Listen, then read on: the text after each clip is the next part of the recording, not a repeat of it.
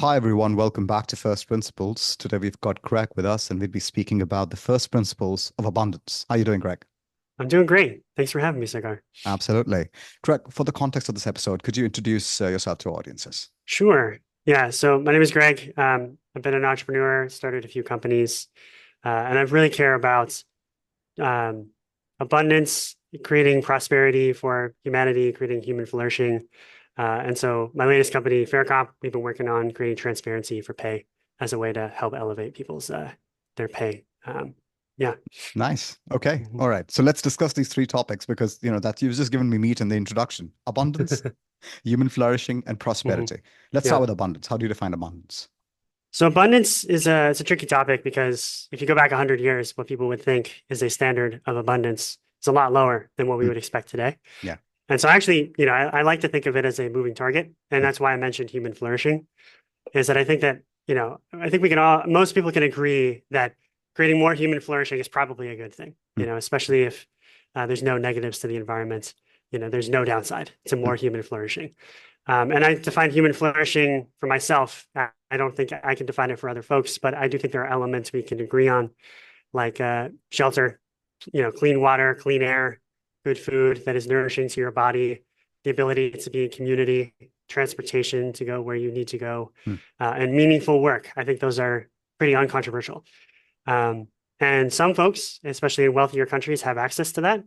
But most of the world is still not there. And so I just love to advocate for what is going to create more human flourishing across the whole planet. Awesome. Okay. So this includes certain spiritual aspects as well, right? Not Mhm. in the spiritual sense, but also things like Mhm. liberty and all of those things. So Yes. any thoughts on that? Yeah, absolutely. I think that uh, the goal is the more important thing, and we need to be flexible and understanding about like what means are going to be effective at getting there. Hmm. So if we, if we agree that human flourishing is a goal and global human flourishing, as opposed to for an elite or a small group, I think that that narrows, what is the right way to get there, Hmm. or what are good ways to get there. And if you study history, I think there are obvious ways not to go to get there. And I think that, what I advocate for, because I understand it the most, because I've seen it, is just more of a individualistic, liberty-focused, capitalistic system, because I believe that that has been proven to be the most effective at creating human flourishing, especially when you price negative externalities and you're allowing people to build and you let people try things and failure doesn't kill people. Yeah. Yeah. Those are things that can create things we've never seen before. Where does human impact come in over here? And by impact, I mean I don't view impact as a bad in itself. Hmm. It's good. I mean, because Yeah, otherwise you got a dirty stream of water and I want clear water. I have to impact nature in order to get the clear water, which is, absolutely. I guess, wealth for me, right? Rather Sure. than just raw materials. So Yes, what's your theory of human impact? Are you pro it? Like, how does it go? absolutely. I mean, again, it has to do with human flourishing. I Hmm. think humans are going to flourish the most when there is a good amount of nature that is accessible to them, Hmm. that the air is clean, that the water is clean. I think, people that are separated from nature often find themselves not as happy. Hmm. And so I think that, it's more pragmatic. It's not that the environment, I think that there's some fundamentalists on one direction that believe the environment is there to be strip mined. Well, the deep, yeah, And yeah, yeah. yeah. And then I think on the other side, you have fundamentalists that believe that humans should die out as if we're going to be impacting the environment in any way. Well, that's the deep Um, ecology, folks. The degrowth, especially in France. exactly. Yeah, yeah, yeah. Yeah. So I think that on each extreme, I think you've got something that's not actually human flourishing. I think Hmm. there's some amount of sacrifice that's worth it. Hmm. Um, I mean, humans need space, Hmm. and we require food, we require shelter, we require places to play, we require places to educate our children. And there's 8 billion of us, and I Hmm. hope many, many more in the future. But I do think that the way we're organizing society today isn't the most optimal way to do that. I mean, if you're going to be designing a society from scratch with the technology we have today, um, emitting endless amounts of carbon isn't smart because, eventually you will get to the point where the heating is really bad for Hmm. humanity and impossible to live in. But at the same time, like some amounts of degradation is worth it for us to thrive. Yeah. So I think there's somewhere in the middle, and we have to have trade-offs decisions. I think where it gets a lot lost in translation is we don't have the trade-off discussion between where we are today and the thing that is being proposed to be built. We tend to think like oh, this is going to affect these squirrels over here. And it's like, well, the mining for all of the fossil fuels over here is doing a lot worse, Yeah. Yeah. to the environment. So like, let's trade it for something that is just objectively better in Yeah. general. Yeah. If we just look at nature, not like in the whole astral spiritual sense, but in a materialistic sense, it is a Hmm. pretty dog eat dog world over there. Hmm. I didn't create it. Some people say Hmm. we co-created, but whatever, I didn't create it. So in that aspect, we're trying to be as, let's say, civil as possible with each other, as well as with Hmm. inanimate nature, or for that matter, animate nature, but non-human animate nature, in such a way that we can create a certain amount. Like, you know what, when I see, like, I guess there were videos, and I might be, misquoting, but I Hmm. see videos on my Instagram scroll sometimes when I'm on that uh, infinite scroll kind of thing, Yeah. and you see bears occupying like abandoned houses, and I'm like, yeah, hey, they Yes. like human stuff, don't they? Right? So, given a choice, they will do this. They would Uh, too. they Yeah. would too, yeah. So the standard is human flourishing. So, Hmm. not the spotted owl, not the squirrel, but of course, Hmm. if we like squirrels, but we don't like rats, so again, the standard is pretty like aesthetic to humans. Okay, fair enough. Absolutely. You said individualism, Hmm. capitalism. I'm also assuming property rights come there because as part of capitalism. Yes. Why Classical that? liberalism. Yeah. Classical liberalism. Okay, so let's define that. Let's define classical liberalism. What is Sure. classical liberalism? Well, small governments, individual liberty, private property. Hmm, And these things aren't like, oh, yes, this is objectively philosophically true. hmm, What it is through experimentation, we found that this creates the incentives that create, like, that harness the human will, I mean, human nature as it is, hmm, to advance things forward. So capitalism at its best, as we've seen it over the last hundreds of years, people's selfish desire to provide for themselves and their family hmm. motivates them So with to this. to create Hmm, profits. And the way you create profits is by building something and then selling it for more than it cost you to make. And the competition between you and many other providers hmm, forces you to, lower prices. And then that forces you, if you have no margin, to then go, build a technology or increase your, capital to bring the price even down further and so on. Right. I think that, if we take out the like, the tribalism of like capitalism versus whatever else, it's about figuring out what system works the best to hmm, harness humans as we are hmm. in order to create the incentives that create human flourishing. And I think capitalism is the only good track record. And obviously, it's never been perfect. There's never pure capitalism. Um, but I think it has been much easier to create and maintain that environment than it has any other system. Okay. And of course, it has produced more wealth on a societal and as well as personal level. Absolutely. And that's How? that's Hmm, really where it matters is that, I fundamentally believe that, in the language of capitalism, price declines are a moral good. hmm, hmm, And a price, things that create prices going up hmm. artificially are a moral bad. And so, because prices going down means things are cheaper, people can afford more, which means they have more choice, they have more ability to do things that bring them joy and allow them to flourish. Primarily, is it then just the achievement of efficiency in the sense of more for less? Would that be Yes. okay? Okay. Yes, with no trade-offs, right? Like so, No trade-offs. so you can definitely do today. You can redistribute whatever it is, what wealth or resources or education or whatever. But you're going to take from one place and you're going to give to another, Hmm, right? The only system that I've seen that can advance uh, everybody at the same time with no downsides, it just tends to be capitalism, and usually capitalism deploying technology, hmm. right? And that's not to say that that's been perfectly applied. I do think that we have not priced the cost of pollution, the cost of carbon emissions and things like that, because they have a non-zero cost and we're Hmm, not paying them. hmm, And that creates artificially low prices for some things and artificially high prices for others. hmm. And if we can properly price these externalities, then we will create the advancements that have no downside for the things we care about. So pricing in this sense is not just like a trite thing. It's a quite important information over here. So could Yes. you give us a theory about like why pricing is so important here? Yeah, I think when I talk to most folks, I find that we've thought of prices practically as Hmm, opposed to philosophically. yeah. So when I think of a price, I think that, the grocery store set that price, right? Right. And like if it's too high, then screw the grocery store, right? But the way to think about pricing is that it's a signal, it's information, it's a negotiation, in a highly competitive environment. Like if I can go across the street and get gas for 10 cents cheaper, I should definitely do that, which Hmm, puts pressure on the other people. And so there's more of a discovery of what you can charge people and what people are willing to pay. Hmm. And if that cost, or that price that people are paying is lower than your cost of making it, then you don't have a market and you shouldn't be able to provide that product. Right. And that's useful information. It basically means that with our current evolution of society and what's available to us in technology and our supply chains, that just isn't a possibility. And so we shouldn't allow it. It shouldn't be on the market. And I think that pricing is just a way for us to discover what's possible. And prices are also a way for us to coordinate, like, I want this more than you, which means I'll pay a higher price than you, which means that if the price is high enough, I will pay for it and you won't. And that means that I get it and you don't, because I'm willing to put more of my time and resources to get the thing, Because you value it more. Yeah. And that's, I have this weird thing. I don't think price gouging is possible. There was the hurricane recently in the South of the United States, and people were mad at these people selling gas at really high prices.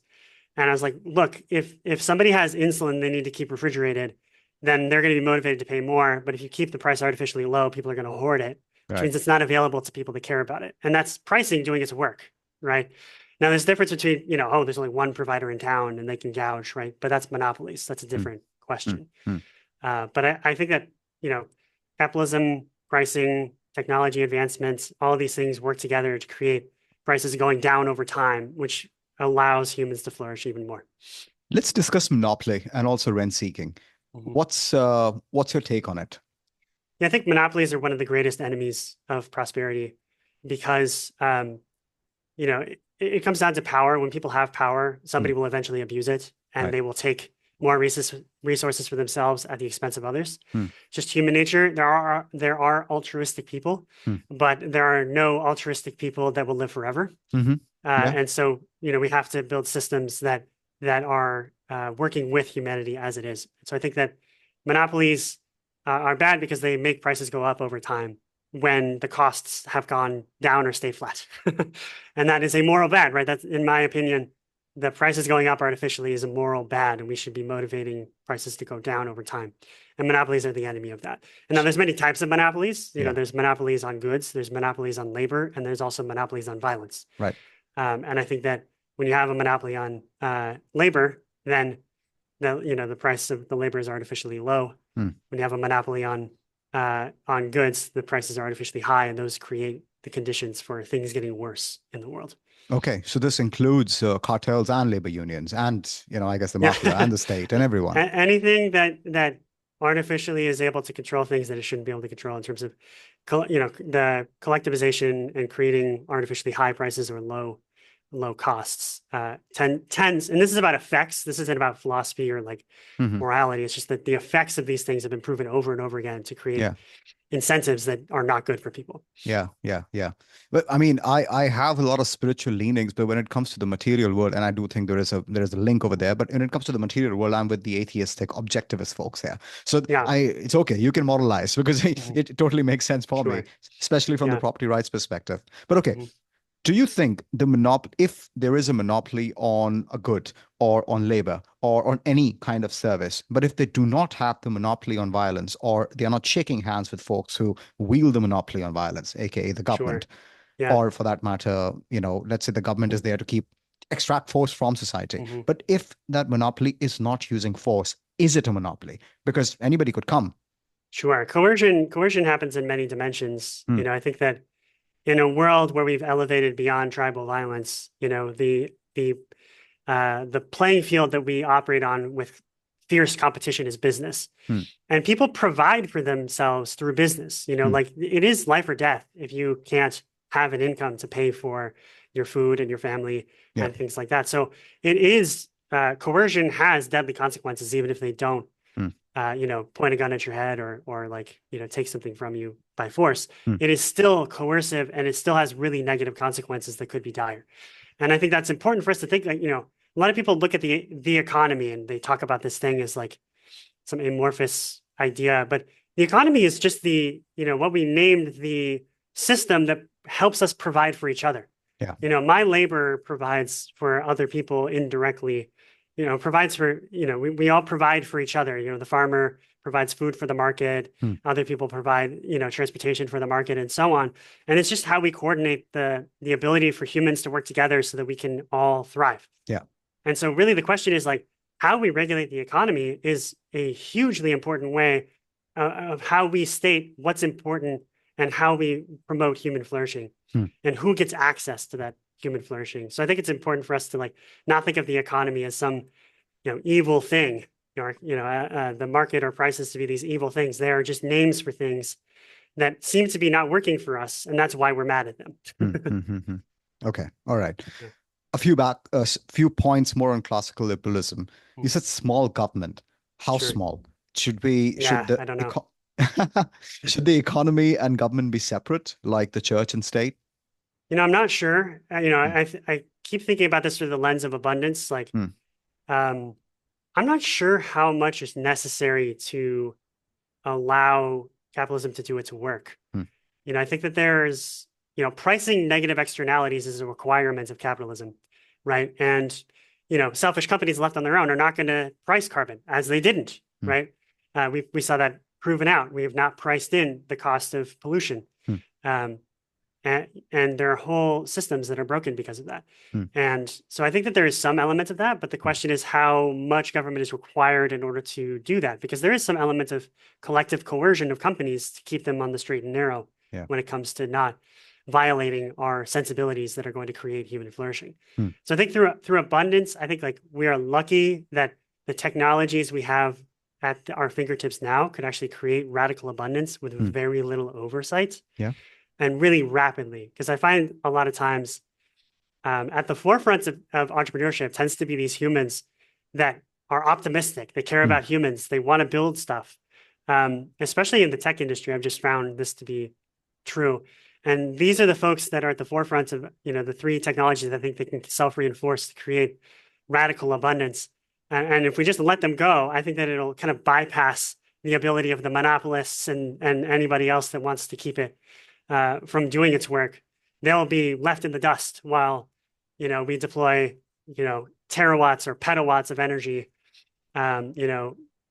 triple the amount of labor in the world through robotics and, 10-tuple the amount of intelligence on Earth with AI, that can create the conditions for abundance. Okay. Energy is pretty important over here, but however you're getting it, of course, you get it in a cleaner way. But I also like energy density. So I'm with you on solar, but of course, I am going to keep blowing the nuclear blowhorn till we get to more and more things. Okay. All right. So I love nuclear. I think that practically speaking, it's about speed. Yeah. And I think that the speed of deploying nuclear is essentially artificially slow. Because of people's, fears, whether they're grounded in fact or not, doesn't really matter. People are afraid of it. Governments are rightfully worried about proliferation of nuclear material. That is a difficult problem to solve. Not impossible, but it is difficult. And so, as an entrepreneur, I've learned that if you can avoid hammering the system head on and you can go around it and achieve the same goal, just go around it. You're going to save a lot of heartache. And solar is one of those technologies where what we have today can be deployed widely for cheaper than what we have available on the market in a way that bypasses anybody's frustrations about any of the other options. And, anything that people say that's wrong with solar, I'm like, hey, that is a temporary problem. And it's also solved better by having more solar. And one of the things that's also a weird stat about this is that the power density of nuclear is artificially lower than it ought to be. So because you have to buy so much land around a nuclear plant, you actually, if you put solar panels on that same land, you get more energy than the nuclear plant, which is insane to think. But like you actually can have the same power density in today's regulatory environment from solar. But I do think that, the only downside of solar, I think, is like location. If you northerly latitudes and southerly latitudes, it's just not as much sun for as many days.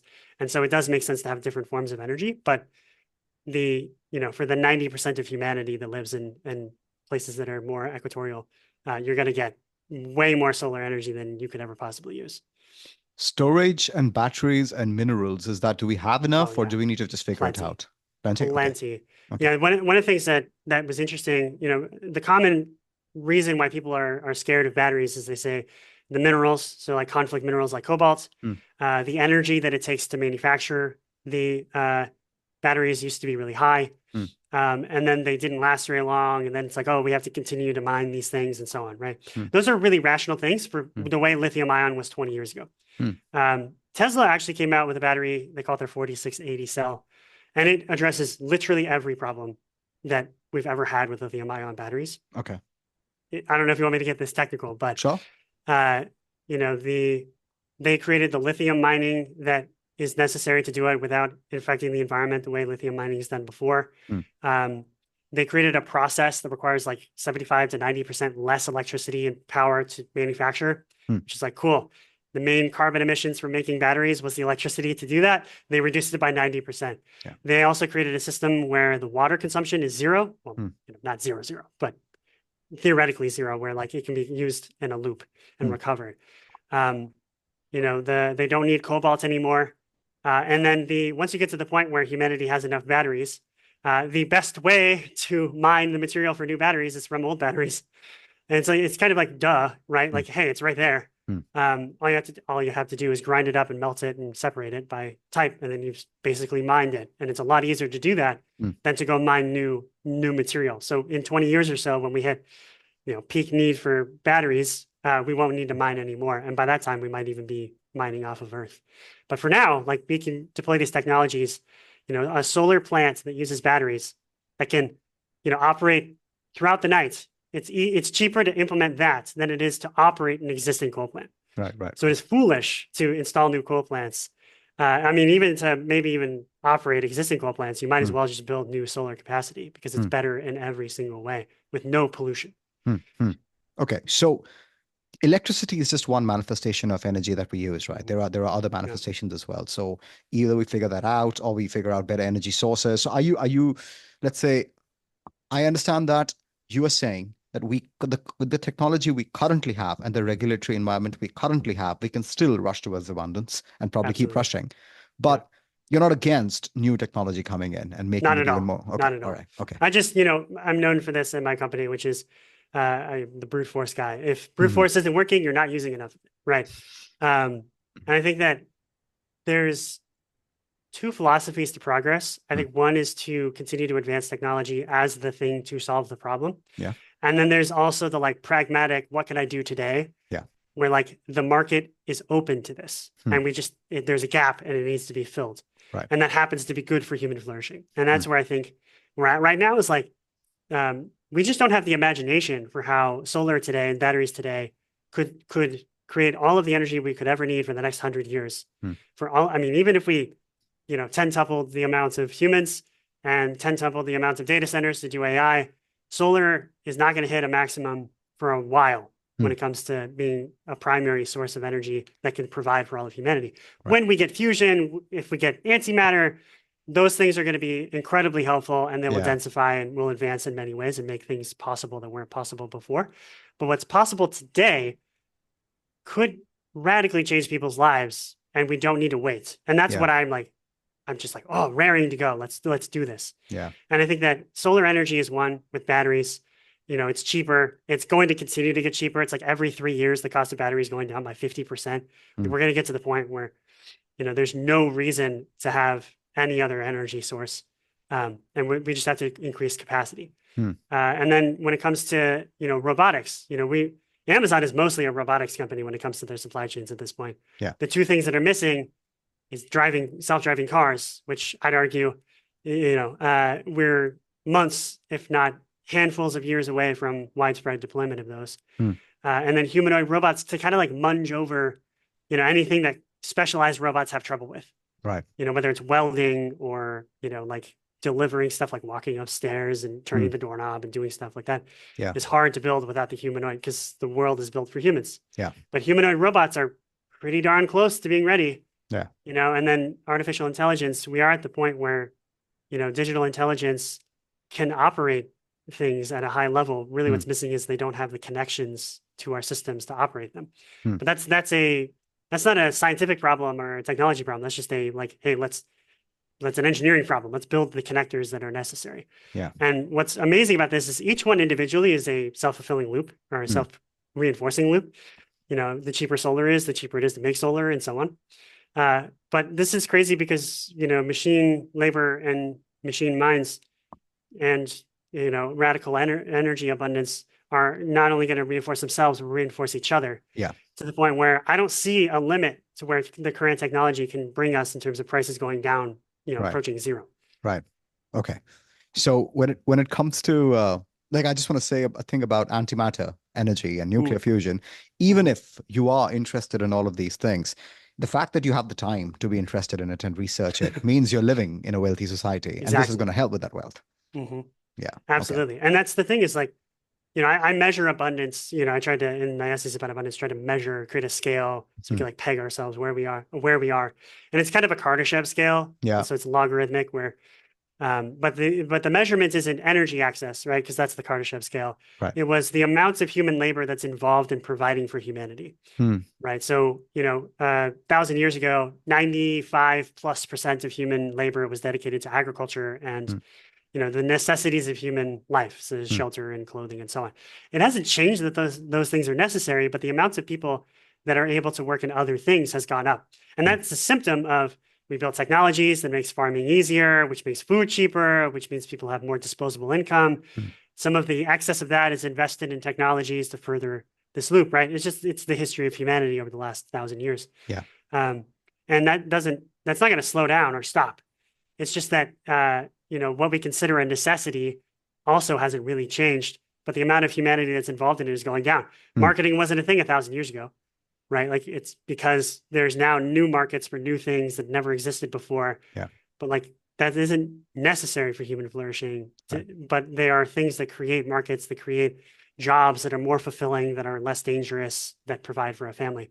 And that's a really good thing. And so the abundance scale is kind of like what percentage of humanity is dedicated to the providing human necessities approaching zero, right? When you get Hmm. to the point where humans don't have to do anything, then you're at that like unbridled abundance. Yeah. Yeah. Yeah. There's a point when people talk, and I see that discourse a lot on X where, some folks are like, hey, when we have all this abundance, what are we gonna do? There's gonna be no Right. meaning. And I'm like, Yeah. listen, man, let's go back to the late 19th century. Let's go back to upper class England. At that time, that particular class basically ruled the world. They had plenty of things to do. They had vocations. Send them to Eton College. Of course, get rid of in India, we have a term called ragging, but I guess more, Mm. it's just basically hazing and bullying. Get rid of that. But it's, you can find ways. You can find ways to actually produce more wealth if you want to. But if you don't want to do that and you just want to like watch ducks and that gives you meaning, fine. That's great. So That yeah. sounds like choice. And I think Yeah. that fundamentally this is a question of choice. Yeah. Today, most people in the world do not have the choice to do what they love. Yeah. Right? They have to choose between doing what they love for a very short period of time before they Mm. starve to death Yeah. or doing what they don't want to do in order to continue living. Yeah. And that is the story of humanity, but that does not have to be the story of humanity forever. Yeah. I do think that there's some level of like adversity that helps us to become like our best selves, but it doesn't have to be imposed by survival. I think that is just a thing that we've been living in for so long and we have no imagination for that future, Yeah. which brings up the question, people talk about this all the time, like, oh, we're going to have UBI, Mm. and I happen to believe that UBI is a bad idea. Mm. I think it's going to be a force for bad, Mm. not in the short term, but I think in the very long term. Right. Um, and so I think that what we should transition to is a craft economy. Mm. And it's what I like to call it, where it's like, I love to stare at ducks. I like to paint. I love to, make chairs, carpentry, jewelry, right? Like these things that give us meaning, Mm. we can do them and we can create an entire circular economy on this Right. where the fraction of your budget that goes to food goes down to near zero, Mm. but the rest of your income can be spent on whatever you want. Yeah. Right. If the robots and AIs are building all the chairs that you could ever want, but it's always the one really cheap one for a penny, right? It's like, oh, to express my individuality, I want to buy one that's not the IKEA version. I want Yeah. the fancier one or the one that's blue instead of the one that's gray. Yeah. And that's where you're still going to have like humans involved in the loop creating something. And I think it'll become a status symbol, right? Like imagine all necessity goes away, Mm. right? And you can have a house that's as big as you want, Mm. right? Because, a robot arrives and builds a house in 4 days, right? Like what is going to create, what is going to remain scarce will be Mm. status. Mm. And eventually you'll be like, okay, well, there's only so much art that a certain famous human can produce. And so having that is going to be the status symbol that creates the incentives for capitalism to keep working. It's just Mm. that the goods and services we sell aren't necessary for humans to survive. It's more Yeah. of like what brings us joy. Yeah. Yeah. So I Yeah. think that transitioning to that creates, continues to allow capitalism to work, but the amount of work you have to do in a year to survive goes Mm. down Yeah. radically. Yeah. Yeah. Assume you like work 40 hours in a year and then you're sorted, right? And then if you Great. want to do more, sure. Yeah, if Like, you're a workaholic and that's what gives you meaning, like yeah. go right ahead. Yeah. That might create the wealth that allows you to buy the status things that you like as well. Yeah. There's room for all kinds of humanity in this Mm. future. Yeah. It's just a question of how do we transition from where we are to that future in a way that doesn't leave people behind. Yeah. Since I moved to America last year, I have been I mean, it's peculiar. Ice is almost so scarce in this country. Like anywhere you go, like, and that's not the case, like even in Europe. Right. Anywhere you go, they'll just offer you ice. And that takes energy, that takes refrigeration, that takes modern technology. But it's so much, I mean, there's no sense pricing it, right? So they just put it. So like energy Yeah, too cheap to meter, you can have like atoms too cheap to meter. And that exactly. might be a good idea to get to. hmm Okay. All right. Absolutely. And I think that it's one of those things where everything should be too cheap to meter as Hmm. long as there's no downsides that we agree are a bad idea. So Yeah, like yeah, yeah. obviously if the whole world is paper clips, that's bad for human flourishing. Yes, But yes. if everybody has as many, shares or, water bottles or whatever that they want, Hmm. if there's no downside to that, then let people have as much as they want. Yeah. I happen to think that humans will eventually, I call this Solomon's curse, right? Solomon is the richest man in the world, realize like, oh my gosh, I have all this stuff and it means nothing. Hmm.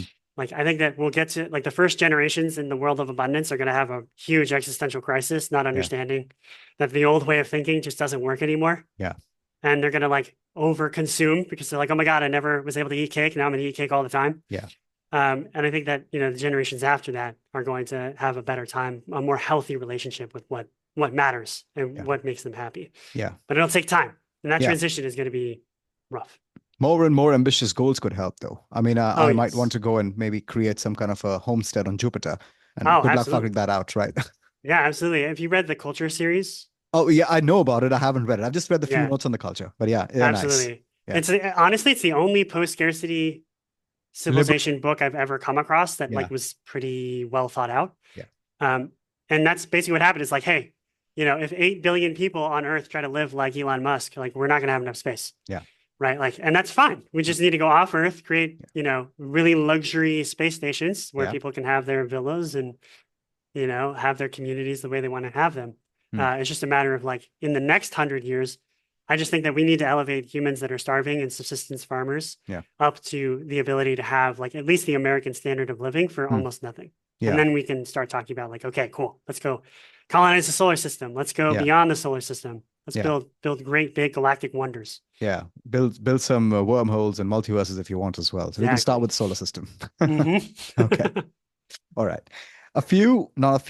A decade ago, when I was slightly, I mean, I've always been centrist, but I'm always been like an individualist person. So I'm not a big fan of collectivism, although of Sure. course I like benefiting the collective, but also Mhm. like if it's in line with me.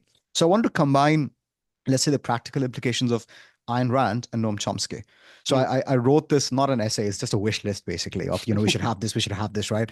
And I came up with, I said nuclear fusion because I wanted like infinite about like energy.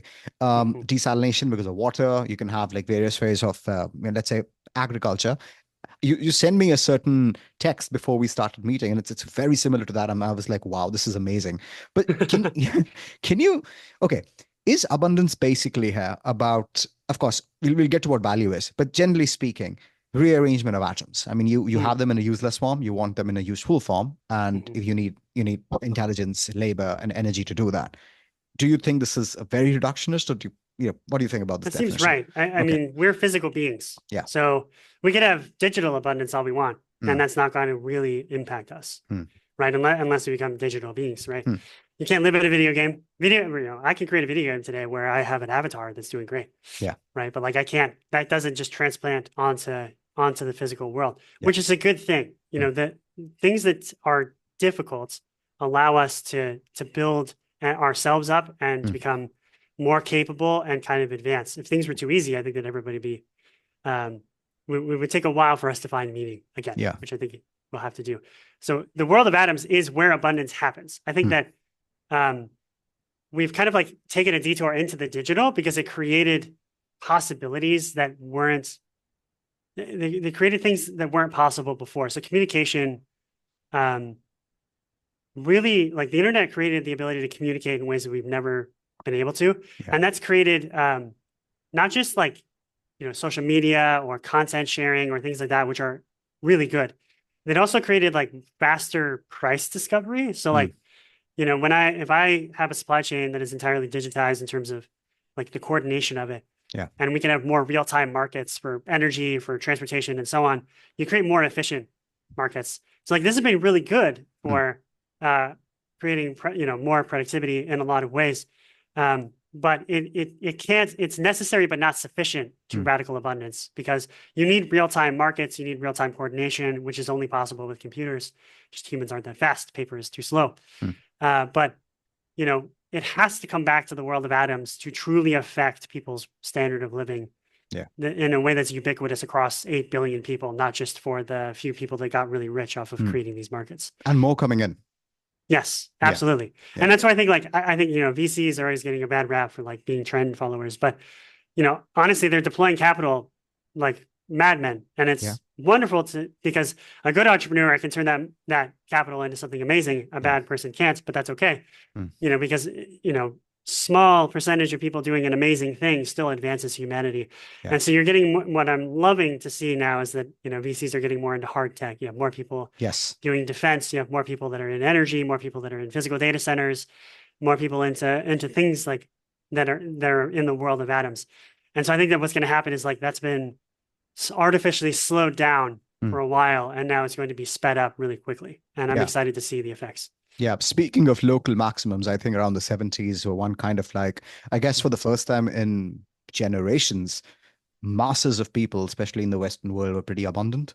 And then like, oh, that's it. We don't want more. And then, oh my God, these poor people. Let's not. Yes. I mean, I think that's a weirder form of colonialism because, you're saying, oh my God, leave them alone. That's a poverty of low expectations, right? And that got us to like an energy bottleneck. And you need energy to influence, the world of atoms. So I guess that's my theory on why it was thwarted. But it's not anymore because Microsoft basically reopened in a way 3 Mile Island. So I'm so glad about that. So I think we're going through like a great reversal. Yeah. In a lot of ways. It's kind of like, necessity is the mother of invention, always been the case. And you're getting to the point where the demand for AI is so high that the powers that be are finally bending the world to their will. Yeah. And it's like, finally, right? Like, been waiting for somebody to come, either work around the system or overcome the system to allow what works to work. And we're seeing some of that. My theory for what happened in the 70s, by the way, comes down to the source of our energy abundance didn't come from us. Oh, right. So like we were not the oil producer of the world in the 70s. And so, the way I think about this is that there's this curve of like energy production per capita, right? Which has been highly correlated throughout human history in every country with prosperity, right? If that goes up, that means you have more access to more luxury goods, more luxury time, less likely to be starving, better education, and so on. And that flattened starting in the 70s. Yeah. And I think it's because oil is artificially scarce. Maybe not artificially. It's scarce. And there's infinite demand for energy and there's a scarce amount of oil. We got better technologies to access it. Yeah. But even worse, it was in places that were not under US control. And so I think that the 70s really taught us that like, oh man, we really have to have control over our own energy. And, our answer could have been, let's use technologies we know work to create energy abundance locally. Yeah. And we chose the dumb option, which is go invade other countries and topple governments in order to secure our supply lines. Right. And I think that's what we had is it's a crazy expensive option to use a military to solve an engineering problem. Yeah. And that's where I think like we basically have been spending and having diminishing returns on getting our energy abundance. And so you're just seeing that drag. We're not increasing the amount of energy per capita. Yeah. And I think it really takes a technological leap like solar energy, like fusion, to kind of like bust that system and then have that inflection point where we start seeing that happen again. And I think we're at the beginning of that right now. You said something about the old ways of thinking, and I think this is probably that playing out as well. So the second version of the great game was being played, especially with, during the Cold War. So I guess some of that was also, it wasn't just the, resources and supply chains, but also about the control of ideology and all of those things. Yes. But I would say that America's founding with the whole concept of shining city on a hill, please, the world should copy it, you know. But then Absolutely. conquering reality versus conquering other men, and I use the word men in the Correct. old school sense because it's more poetic, I suppose, Hmm. is something which one could focus more on. It's going to be more productive rather than Yes. just endless fights. Okay, Yes. And I that's think that, beautiful. what I wish for and what I hope for and what I'm working towards is, I want people to be more focused on kind of escaping Hmm. competition, in Yeah, that old Peter Thiel sense, as yeah, opposed to competing with our adversaries. Like, hey, if we focus on abundance, like we are yeah, going to outstrip the entire world because nobody can do the same things that the United States can do.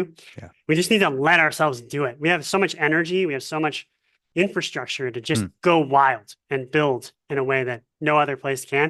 And not Yeah, just build, because China's really good at building stuff yeah, that's made of cement. yeah. But what we're able to do is just like innovate and try things and build things and let things fail Hmm. and like do that leaps and bounds changes in productivity that nobody else in the world seems to be able to do. Yeah, And I think that's what I wish we would focus on is like stop worrying about China. Just, it's definitely a problem, but yeah. we have to just be focused on let's create abundance for ourselves. Hmm. And then we can import anybody that's aligned with our ideals. And, um, if we have enough abundance and we can import people with those ideals, they feed into the machine, there's more abundance and so on, right? Yeah. Not everybody's going to want to live in America, Hmm. but I do think that if we're able to have our cake and eat it too, it's like, hey, radical abundance creates space for more people. And then we get more people that love this way of life and they want to feed to it, creates Yeah. more abundance. Hmm. I honestly think we could have, half of the world be American Yeah, yeah, yeah. just from the sense of like the shiny city on the hill that everybody wants to be in, and there's plenty of space for us. So, and that's one of the immigrant view or the immigrant view coming from there, but it's also the expectation of, I think, pretty universal ideals of life, liberty, property, pursuit of happiness, and just Exactly. controlling that, right? Hmm. And if that is copied by other cultures, I mean, the whole world's America in that way. Absolutely. And Yeah, that's fine. I don't care if they fly the American flag, if they fly the American ideals, right? yeah, Like yeah, if this system is the system that can create the most human flourishing, then I want it to be in other places. I'm right. just not a violent person that's willing to do that by force. Yeah, yeah, yeah. So I think that the most effective way to do so is to be the shining city on the hill. Hmm, And then when we have the space to have as many people as we want, we just open the doors hmm, and people that are aligned with these ideals come in hmm, and they feed the machine. hmm, And hey, we get to the point where, oops, we're falling out of abundance because we have too many people. hmm, And then we build up again because hmm. there's no cap to Yeah, abundance. yeah, And then it's like, okay, we hit the point where we have space to open up even more. right. And you just import the Yeah, world yeah. to the point where the sphere of abundance encapsulates more humans, but it's Hmm, not necessarily by conquering or other countries changing their minds, just yeah, control our little bubble. I mean, it's not so little, but yeah. our bubble and make it more prosperous. Shining cities need good forts, though. So, what are Mhm. your thoughts on that? Good forts, as in Forts, like, like, defense yeah, and absolutely. a hedge. Yeah. Well, I mean, an open border is no border. I think that makes a lot of sense. Hmm, And you also like, America is an idea. hmm, If you take the Constitution and you go to like Sweden and you just wipe away their Constitution and you put our Constitution in, hmm, it probably still end up looking like Sweden does today, hmm, right? Like there might be some incentives that are different that makes things a little bit better or a little hmm. different, but like culture seems to dictate behavior Right. more than the actual like political organization. Yeah. You might swap out a parliament for our system that's more like first around the post, which creates two-party systems and so Yeah. on. But like I think at the end of the day, the Swedish people are going to be Swedish. Hmm. But the thing about America is that it's not a long-running people that's been around with its own identity that's separate from ideas. Right. And so I think that we have to build a defense against ideological drift, Hmm. right? And it's not that like there can't be a diverse thought inside of America. I just mean that like there are certain things that are very contrary to the American ideal that we were founded on. Hmm. I think that being meritocratic is just common sense. Hmm. It doesn't matter if you're left, right, or center, but like the idea that we should be able to compete on and earn things on our merit is Hmm. really important to the Hmm. American system. Yeah. If that doesn't happen, most of our systems break down. I think that the ability, like equal treatment under the law, we did not do a good job of that when we were founded. We are closer to that ideal today.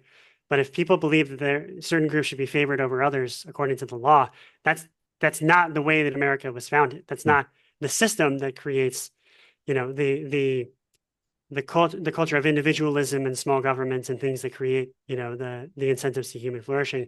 And so I think, having a fortified border or having a controlled immigration system is just a matter of preserving the American ideals that allow us to do what we want to do. Yeah. And it's not about excluding people as much as it is like creating a space that can handle more people over time. And you just can't do that when you double, if you take 150 million people and just plop them in America, a random set of people, you're going to have a problem maintaining that American culture. And it's not just because, this culture is weak. It's just, that's a huge change and you have to let it be slow. Yeah. Yeah. So Okay. I believe in fortification for sure as a way to preserve human flourishing here. But I also meant in the terms of defense, because there is also the concept of envy culturally and with individuals. And they see people, achieving that and they're like, let's destroy it. We can't have it. We can't build it. We don't like it that somebody else is. Let's kill them. And that's a problem. No, it's definitely true. Well, the other thing about that though, is that America has the best geopolitical God role in the world. We have two massive oceans that separate us from any other great power. Yeah. Right. We have in our sphere, in the United States itself, we have all the minerals, all of the resources we could ever want, the most fertile lands for growing food. We don't need to be interventionists to be prosperous. Right. So really it is about just defense. I agree with you about defense, but adventurousness definitely doesn't seem to be that useful. Yes. So I think that the other thing that's nice is that when you aim at abundance, right, and the pie of GDP grows massively, the same percent going to defense buys 10 times more. And so, it's one of those things where it's all problems seem to be solved by aiming at abundance instead of aiming at the zero-sum world. Right. And so that's why I think it's as a practical matter, I care about defense. I care about, ideological drift. I care about, people, human flourishing. And I think that if you aim at this one thing, with the current technologies, you solve almost every problem you could possibly imagine. Yeah. And in the spirit of this podcast, let's get to some definitional terms, right? Zero sum versus positive sum. What's your take on it? How do you define it? Yeah, there are systems that are zero sum. Bounded systems are zero sum. Okay. So if you have a petri dish with a certain amount of glucose in it, and there's bacteria, one bacteria getting it means another one doesn't get it. Those are objective realities for closed systems. Yeah. The thing is, and positive sum is the idea that, I can have what I want and it helps you, which is so countercultural. Yeah, it's magical. but it's so true in almost every system, especially systems that are liberty focused and capitalism focused, is that, my prosperity creates more prosperity for you. Yeah. And Ford proved that by giving everybody a good wage means that they can buy his cars, which creates more demand for his cars, which means the economy floats and so on. Right. Yeah. It's a microcosm of it. And I think that the issue is that in the world of atoms, I think that things are mostly zero sum. In the world of social, maybe not that, coordination. Humans are social creatures, and so we have to coordinate. Yeah. The systems that we create tend to be positive sum if we allow them to be. Yeah. And that's really unique to just social sentient creatures. It just seems that, when we work together, all boats float. The rising tide floats all boats. And that just seems to be unique to us. And then we work together to overcome the world of atoms, to harness more from the world of atoms than before. It may remain zero sum, the world of atoms remains that way, but we are able to extract more for less and build more for less, and have lower impact, but have more abundance, with harnessing our own intelligence. So human ingenuity mixed with raw materials is what gives us what a resource is. We tend to look at resource as oil is a resource, but oil is the raw material. And it was pretty, it was an annoyance for people who were trying to farm or whatever, mine or ranch. But now suddenly it's black gold. So it's just the way that changed. Okay. Yeah. That's and it's what we imagine to be a resource too. I think that,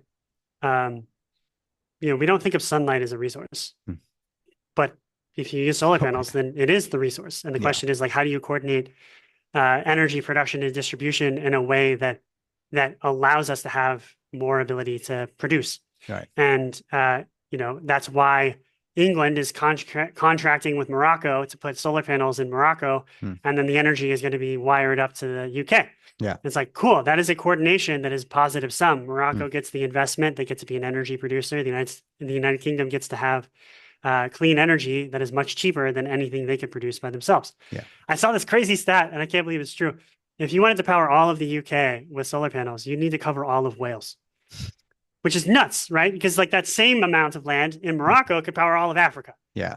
Right. Yeah. And so it is like, hey, if you think of sunlight as a resource, it's like, okay, well, for the first time, the global elite are not the ones that have all the energy, have all the resource. Cool. That's a nice little reversal for us to create, a world that is a little more fair, that redistributes the capacity, to people that didn't have it before. Taking property rights seriously would, I think, hasten the process of this, because you're free Absolutely. to experiment here. Yeah. And that's always a problem, right? Like I have my father-in-law has property and it's in California and he's not allowed to build on it. He's a man that's motivated. He's like, oh, I want to build a septic tank. I want to go off grid. Here's my solar panels. Here's blah, blah, blah. Right. But it's like, oh, I can't even build here because there's like weird regulation that if I build something like this, like a firefighting truck has to be able to turn around in it, or I'm not allowed to build that there. Yeah. And it's like, oh my gosh, I get it. I do get it. But it's also like, just let me take the risk. Yeah. Yeah. And if I screw it up, then it's my fault. Yeah. And I think that that's really hindering the ability for people to do things that would really benefit them. And I think that that's where I think the rubber meets the road for abundance practically, Right. is that we have to allow people to build. And instead of like trying to change the jurisdiction, I kind of think that we have to just find a jurisdiction that allows it and just go ham. The exit option here. Yeah. So I'm moving to Texas because I'm like, okay, it seems like the only place in America where you can just build stuff. Right. Part of that is ERCOT. The grid in Texas is the only system with a monopoly on distribution, but no monopoly on production of energy, which means that you're allowed, if I build it, you have to plug it in. Yeah. And that means that there's a lot more ability for me to build radical energy abundance without the consent of the system. Right. So more like a permissionless society, which is, I mean, what liberty, the whole point of liberty is that, right? Okay. Yeah. So we don't need to ask like a king. We don't need to ask the parents. We don't need to ask people, just go and do it. And if you fail, you fail, but take those risks. And what I love about America, one of the many things is that the United States, like we have this system that allows experimentation in states. Yeah. And most other systems, like say they're federal, but they're not really federations, right? In the United States, it's the most, like you have the most ability to kind of like immigrate to a completely different country and a different system without actually needing a passport. Yeah. And I think that that's great. Like I'm going to Texas because that seems to be the place to build. Like, let's do it. Yeah. And if that moves to Wyoming, like we can go to Wyoming, and that's one of the great things about the American system.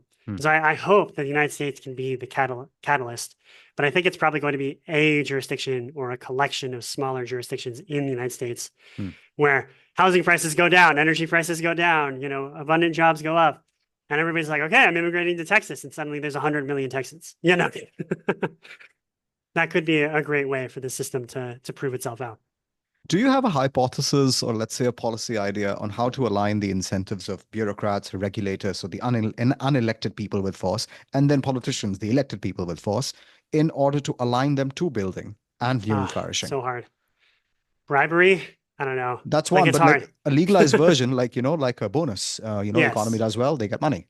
Totally. Yeah. It's just an interesting thing because that would create the incentives of like, I guess that would create interesting incentives of like, you would want, like being a politician would be more coveted by people that are, greedy in that way. That's an interesting idea. I mean, that is legalized bribery. That's fine.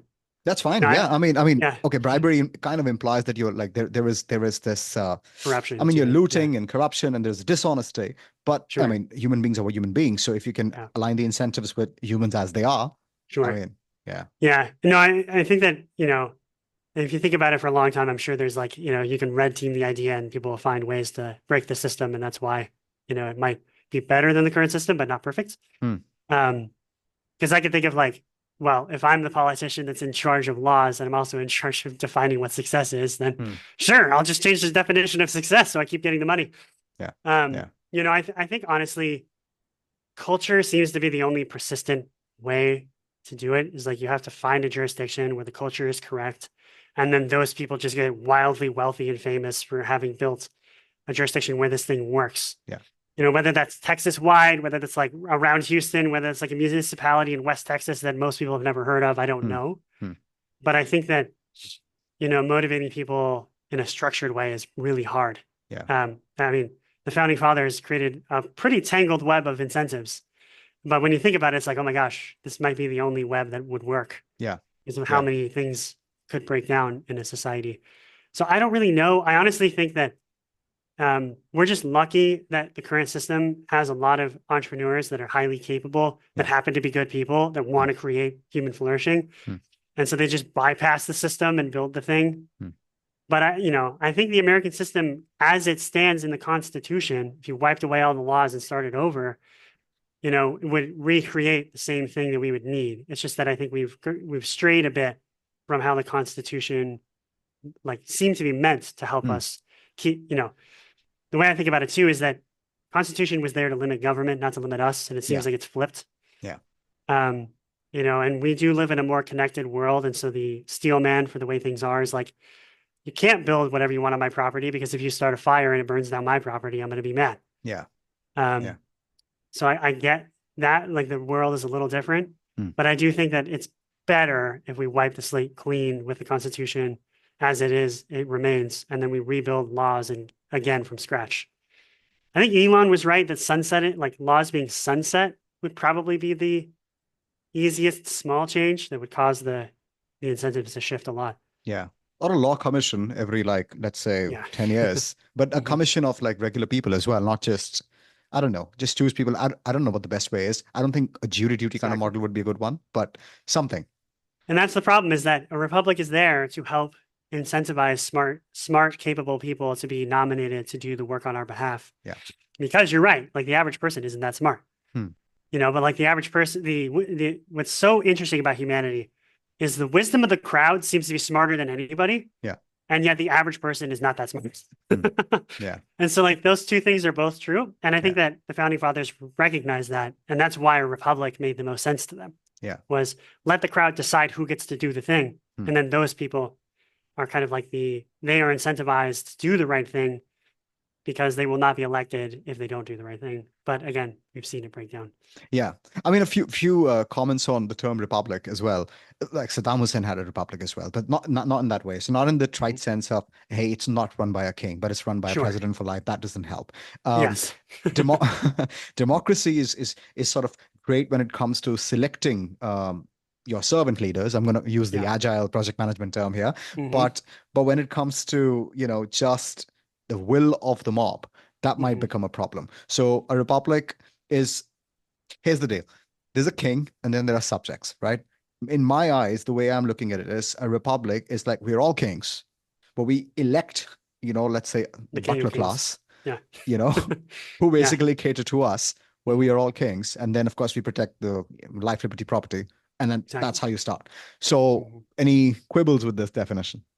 No, I mean, when you can get into semantics about republic versus democracy endlessly, but I think that the most important piece is the idea that, in a true democracy, we vote on everything. Yeah. In a world as complicated as the world is today, good God, I don't want to vote on everything. Yeah. I can't have an opinion about everything, despite, the tendencies of people on Twitter that try to have an opinion on everything. Yeah. I shouldn't. It makes sense to delegate decision-making to experts. Yeah. And the system for doing that is obviously the different kinds of republics, parliamentary, and so on. But it's hard. It's really hard to set this up. And I think the American founding fathers did probably the best job of a system that could theoretically house 8 billion people, and have a system that scales from big to small and allows the experimentation. Because again, if I move to Texas and everybody moves to Texas because it's a better system, and then California loses all of its, tax revenue, it's a competition between states. They're going to lose out and they're going to be motivated to change. Yeah. I think that's a really natural thing that I haven't seen anywhere else. Yeah. Yeah. People talk about the resource curse with Saudi Arabia and all these other places. Although, of course, I think they're tackling that. Sometimes beautiful locales in Mhm. itself are a curse. Like Oh half yeah. of Texas is a bloody desert, right? Oh, of And they're like, course. Yeah. whatever, man, just do what you have to do to make this livable. So I think Mhm. that breeds a certain amount of necessity as well. Absolutely. And Yeah. so, I think that, Arizona is an act of hubris, of human hubris. It's like humans should not be living in Arizona, not at the quantities that we do. And it's like, that's a great thing in a certain sense. It's just that it has to be sustainable. Yeah. They're going to run out of water if they keep working the way they're working, Yeah. and if the taps run dry, people are going to die. So we Yeah. better work on, piping in water from other places, Mm. probably from desalination plants that are on the coasts. Yeah. I think that necessity breeds the innovation that moves the world forward. Yeah. Israel is a good example Yeah. where they're almost entirely based on desalination out of necessity, right? They have planned for the idea they'll be embargoed forever, Mm.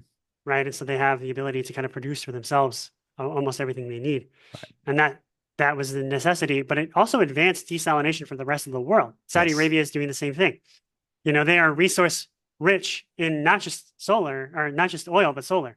Yeah. And so I think they're working really hard on, being a center for manufacturing of solar, which I think is a great thing. Yeah. But I think, these acts of hubris, like we're talking about in Arizona or Texas, Are great. they breed the things that we need to, Yeah. to help make the world better and more hospitable. It's Yeah. kind of, we're terraforming in a very funny sense of like little tiny domes we call houses. Yeah. Absolutely. Yeah. I mean, Singapore almost had nothing, a tropical island, and it's so hot and humid over there. I mean, when I went there, I was about to fall sick, but thank Yeah. God for air conditioning It's hot. Yeah. and Lee Kuan Yew and humid. I mean, that's worse. So Yeah. Way worse. Lee Kuan Yew said that one of the best things we did was like basically air conditioning. Install AC. Yeah. Yeah. So they need to, like, they're relying on ideas. They're basically relying on ideas. It's not just there is this endless tap of wealth that we just happen to use. And if it Yeah. runs out, oh my God, what do we do? No, you produce Mhm. more, you figure it out. So these guys, they have to figure it out. Or for that matter, Yes. in the olden times, in the northern latitudes, to stay warm, you had to have those houses. So those got built. That Yes. is a great thing. Okay. A Yeah. few more things. Mhm. There is no ceiling here to abundance, right? We're just talking about radical abundance in the sense of getting to a milestone, but we don't know what's the project end, right? Sure. Okay. I think that the question kind of begs the underlying assumption that humans stay human. Yeah, So of course. if we stay these, meat bodies over skeletons, like there are certain things we're always going to need, right? Food, we're going to need shelter, we're going to need these things. And, I think that the universe is large and abundant, full of resources. That technology we have today, we can create space habitats that can be hospitable to trillions of humans just in our solar system. Yeah. And that's not to mention going outside. Yeah. So I think that we can continue to go. I think we're just going to keep hitting bottlenecks, right? Yeah. We can't have a trillion humans on Earth as long as they're like this. It's just not enough farmland.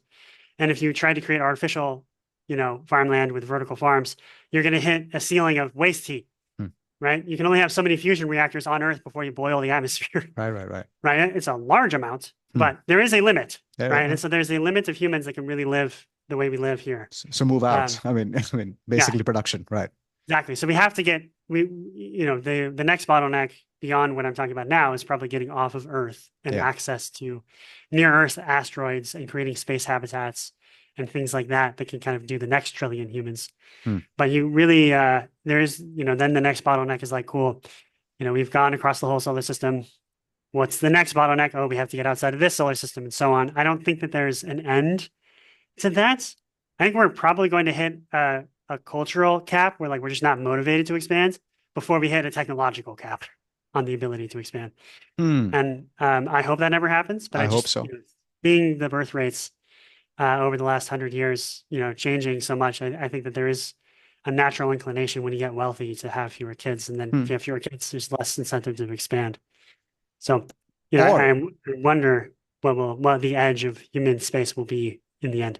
Oh, we need more greedy people then, because if you have fewer absolutely. kids, you might just want a lot more to do with your life rather than just take care of kids, right? So, well, I mean, if we live, more ambitious. the other question is about longevity, right? If we live to be 1,000 years old, and fertility years go from 15, 20, 30 years to hundreds of years, it does make sense to continue to have kids.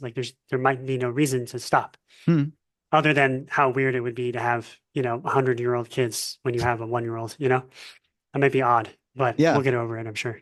Sure. But on another sense, of course, a lot of people like antinatalists aside, a lot of people, some people will just not want kids, but that's a personal choice. But That's that fine. does mean they're living interesting lives, and Correct. that requires energy, that requires abundance. Correct. So that is Yes. something which, the Barstool guy said that politics follows from culture, but I think Mhm. culture follows from philosophy, and Mm. we need to get clear about that. So that might keep working. Yeah, I think that the greatest, honestly, when I look at the world, I Mm, honestly think the bottleneck to mm, abundance isn't permitting reform. It's not, regulatory things. It's not technology. mm, I think it's the lack of optimism. mm. I find, when I talk to most folks, Doomerism. they Yeah, think that it's not, it's like I have such compassion for these folks because yeah. I don't think that they're doomerists because they're mad or Mm, mean or dumb. They're just hijacked by so much negative thing, so much of the prevailing narrative is trying to make you afraid. It's trying to make you think that the world sucks. yeah. And that's what I hear when people say they don't want to have kids. They don't want to bring their kids into this screwed up Mhm. world. It's like, oh Yeah. my gosh, then you want humanity to end? That Yeah, doesn't yeah. make any That sense. perspective is problematic, I It think. doesn't make any sense. But Yeah. like when you live inundated and you haven't curated Mm, the things that are going in your ears and eyes, and you're not you don't understand the world and how it works. You don't understand technology and its effects. You don't understand economics and what it can yeah. do for us. And like that is a natural response. Mm, And so, like, the reason why I'm on this podcast, the reason why I'm writing these essays, why I'm talking to people is I want to change people that are like sad and scared mm, to understand the world is not only better than it's ever been. Don't listen to the prevailing narrative, yeah. but also we are so close to levels of abundance and justice Yeah. and goodness that we can't even imagine. Yeah. Our grandkids could live in a world where literally nobody starves, that literally nobody is homeless, that everybody lives at an American standard of living, and the world is full of nature. Yeah. We don't, and if we think that's possible, Mm, then people are going to demand it, right? mm, And that's what I want to ask listeners is to like really, sit down and cultivate the hope based on pragmatism, not based on naive optimism, but the idea of like these technologies are here, yeah. they are deployable, they have no downsides that we can't deal with, and they can create the space for tens of billions of people on earth to Yeah. prosper and have good education, clean air, clean water, and a hopeful future. So I Yeah. hope that more people come around to that idea if they see what we were talking about today. Yeah. Jay Stowes Hall, in his book "Where's My Flying Car," talks about nanotechnology, and he has a particular phrase. I think it's called "beyond the wildest dreams of avarice," like that much abundance. So yeah, Yes. bring it on. Yeah, Yeah, absolutely. And it's just that it's an imagination takes time. And yeah, if you're sitting in front of Netflix or you're watching YouTube all the time or you're listening to your friends gossip, like you're not imagining what's possible. You're not sitting there going like, wow, I really want a world where my kids can have the best education possible. I can have 15 kids and it really isn't a burden on us, yeah. right? I can live in a house Hmm. that is not only free of mold or has, light, but it's just like a great location, a great place to live. Yeah, Like these are all possible. And I want people to like sit there and just cultivate, maybe just even start with like what you want. What yeah, would you want the future to be like? yeah, And then realize that you have the agency to mold the world that way. It yeah. is so much more malleable than most people imagine. Yeah, yeah, yeah. I absolutely. It's not chaotic, the world, and it is understandable, and you would be able to Mhm. mold it. Perfect. This is great.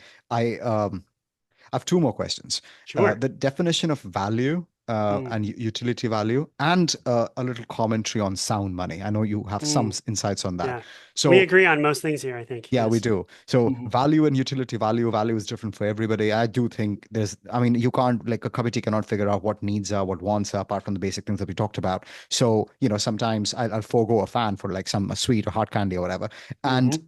and if I'm buying an iPhone, I by definition, if nobody putting a gun to my head, I am valuing it more than the cash I have. Right. So any quibbles with this definition? You know, it's so funny because I think that the practical upshot of this discussion is what we define. Like, I think we use the language of prices Hmm. to define value because we have a trouble defining value, Yeah. right? And I think this is the human thing is we want stuff, Hmm.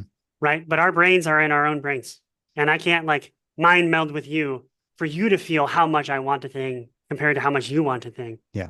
right? And so we have to communicate some other way to understand what the value of a thing is. Because I think I mean maybe more first principles than that. I think value is subjective. I think that I value something differently than you value something tells us something very interesting about the world. Hmm. And it really just comes down to like what I want is different from what you want. Yeah. Right. What I need is different than what you need because I have different health realities. I have different familial obligations, things like that. Yeah. And so I think we use the language of prices because it's brute force. It's like, okay, we can't define value very well or rigorously. And so we're going to just create a number for it, call it points. And it's like that it costs this many points for me to get this thing and it costs that much for to get that thing. And then those points change and we just happen to call those points money. Yeah. Right. And that's how we come about figuring out how to coordinate the economy to best distribute resources to people based on how much they want. I'd use the same kind of analogy for wealth and money as well. They're not the same thing.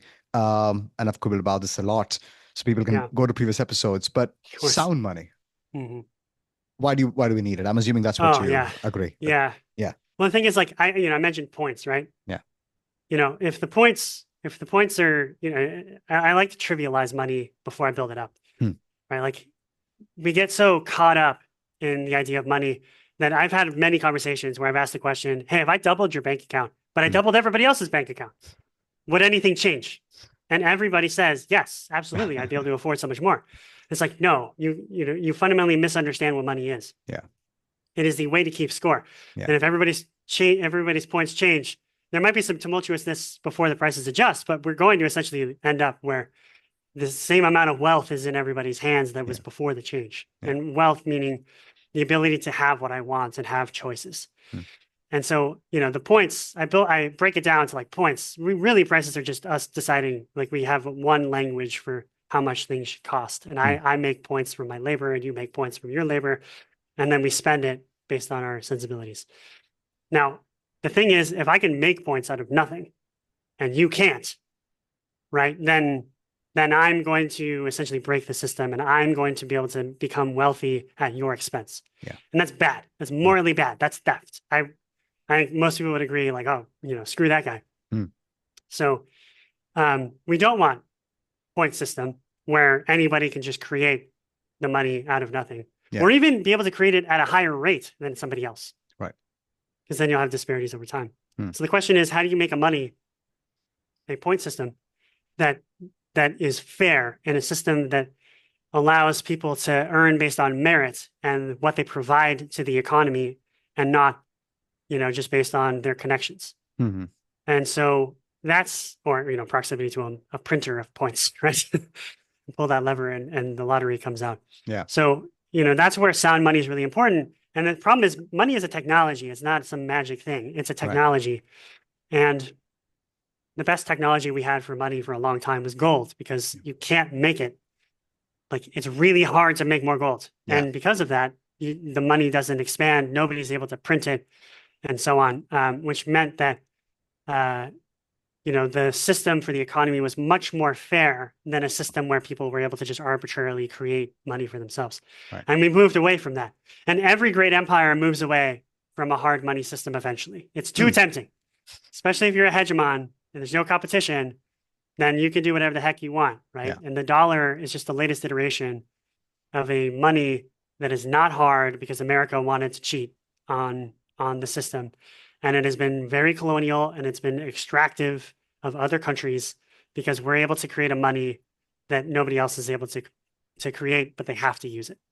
And so a sound money system kind of decolonializes the world. It creates a world where my labor and your labor are worth the same, and there's no cheating. And I think that's really important because when a system becomes rife with cheating, it demotivates people from working hard and doing good things. And it just creates incentives that break down human flourishing. Yeah. Okay. Well, I guess so. Human flourishing standard, I guess, would require sound money until, of course, all the catching up has been done. Exactly. So yeah. Okay. What's next for you? Any parting thoughts? Oh, I just keep coming around to, I hope that people find this message to be one full of hope, that you imagine and want things that are good for you and for your family and for the world. And I hope you expect them because the world should be better than it is. And the gap there will be closed really quickly if we all just demand it and we start building towards it instead of waiting around for it to appear. Nice. Okay, that's basically a manifesto for building. All right, Absolutely. awesome. Thank you, folks. Bye, everyone. Take care.